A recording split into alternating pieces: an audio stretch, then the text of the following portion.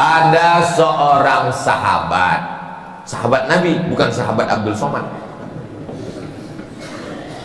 Dia sebelum tidur malam bertasbih alfa uqdah, 2000 simpul. Diambilnya simpul tali 2000, simpul tali 2000. Habis itu zikir subhanallah subhanallah subhanallah 2000 simpul. Sekarang saya tanya, bolehkah bertasbih 2000 kali sebelum tidur malam? Boleh apa enggak boleh?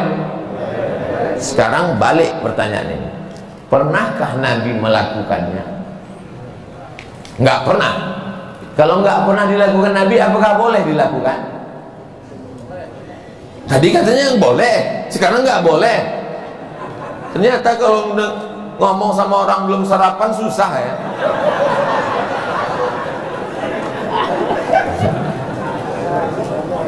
Oke, contoh kasus yang kedua. Ada seorang imam mazhab. Tadi yang bertasbih 2000 kali sebelum tidur itu sahabat Nabi, namanya Abu Hurairah. Sahabat Nabi. Di mana bisa dibaca biografinya? Dalam kitab Syiar A'lam An-Nubala. Siapa yang nulis? Imam Az-Zahabi, Imam Ahlus Sunnah wal Jamaah. Contoh yang kedua. Da'autu lisyafi'i fi salati arba'ina sanah. Saya mendoakan guru saya Imam Syafi'i fi salati, dalam salat saya arba'ina sanah, 40 tahun. Rabbil firli wali walidayya wali Muhammad bin Idris Asy-Syafi'i. Bolehkah mendoakan Imam Syafi'i 40 tahun? Boleh. Sekarang pakai logika ini, pernahkah dilakukan Nabi? Enggak pernah. Kalau enggak pernah dilakukan Nabi berarti enggak boleh. Ini pertanyaan tingkat tinggi. Apakah mesti disyaratkan, mesti dilakukan Nabi dan sahabat? Puasa Nabi Daud, pernahkah Nabi melaksanakan puasa Nabi Daud secara berterusan? Yasumu yauman wa yuftiru yauman? Enggak pernah, tapi Nabi memujinya. Apa kata Nabi? Ahabbu shaum ilallah shaumi Daud. Puasa yang paling bagus adalah puasa Nabi Daud. Nabi tak pernah melakukannya.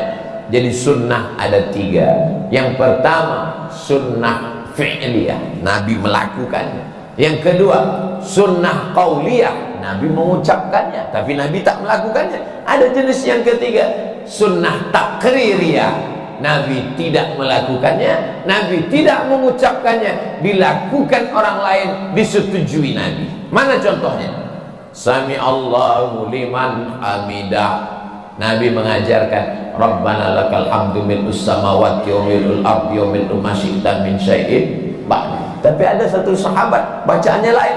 Sami Allahu liman hamidah, Rabbana lakal hamdu hamdan thayyiban mubarakan fi. Selesai salat Nabi tanya, siapa tadi yang baca alhamdulillah hamdan thayyiban katsiran mubarakan fi? Aku enggak pernah ajarkan. Aku ya Rasulullah. Apakah Nabi marah? Aku enggak pernah melakukannya. Kenapa kamu pandai-pandai buat doa itu? Kau masuk neraka jahanam. Apa kata Nabi? Apa kata Nabi?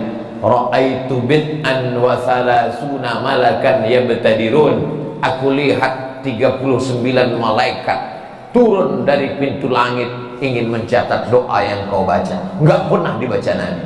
Begitu juga dengan Allahu Akbar kabira, diriwayatkan oleh Abdullah bin Umar bin Khattab. Nabi mengajarkan Allahumma ba'id baini wa baina khatayaya kama ba'adta bainal masyriqi wal maghrib. Sahih Bukhari. Allahu Akbar kabira ada juga dalam Sahih Bukhari. Nabi tidak pernah mengucapkannya. Siapa yang membaca itu? Sahabat. Allahu Akbar. Tiba-tiba ada sahabat di belakang. Allahu Akbar kabira walhamdulillahi katsira wa subhanallahi bukratan wa asila. Titik. Wajhatu wajhiya itu iftitah lain.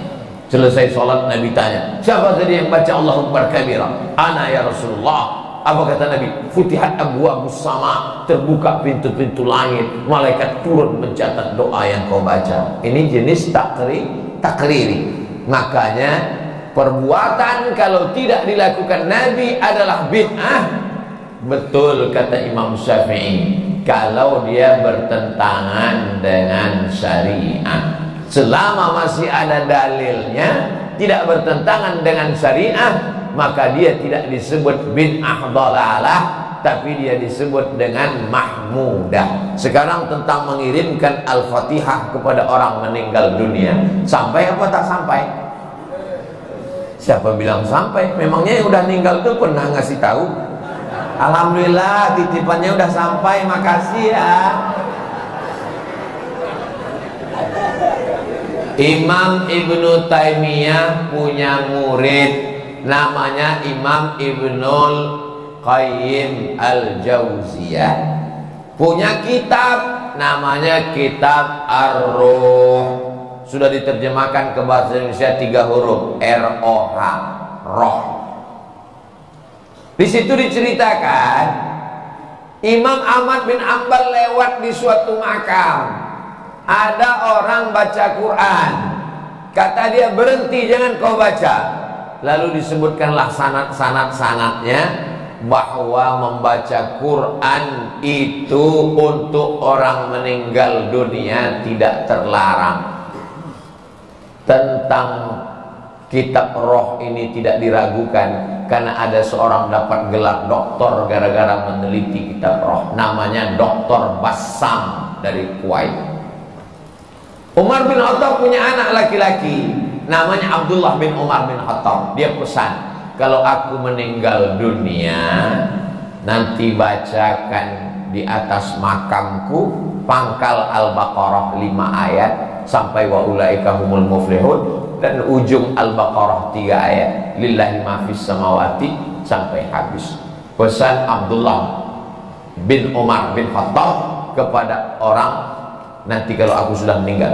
Berdasarkan itu Imam Nawawi meninggal tahun 676 dari kalangan mazhab Syafi'i, dalam kitab Al-Azkar mengatakan, wa in khatimul qur'ana fahuwa hasanun, seafdal-afdalnya dibacakan sekhatam Al-Quran.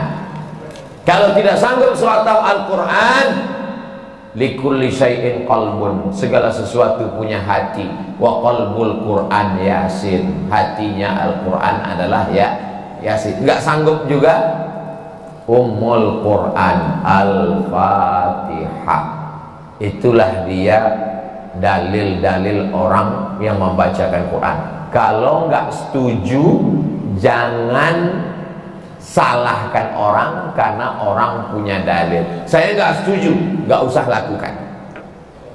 Yang tidak boleh itu adalah tidak ada ulama satupun yang membolehkan, dia membuat sendiri. Nah, itu nggak boleh.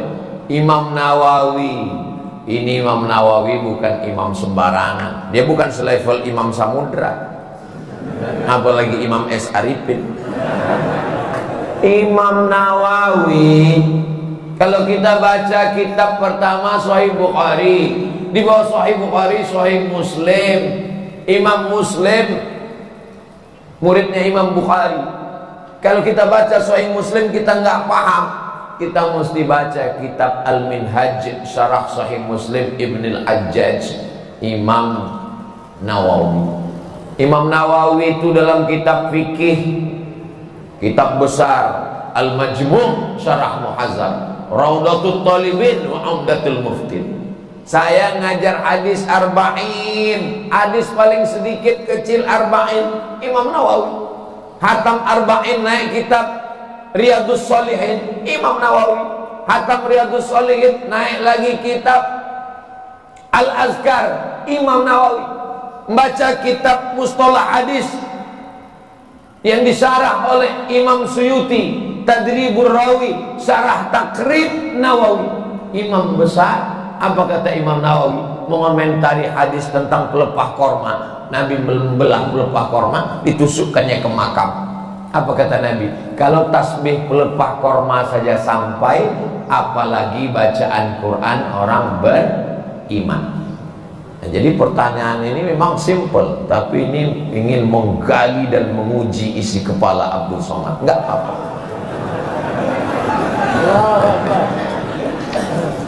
Kalau nggak setuju, nggak usah lakukan, tapi jangan salahkan, karena nanti takutnya di akhirat ketemu dengan Imam Nawawi malu.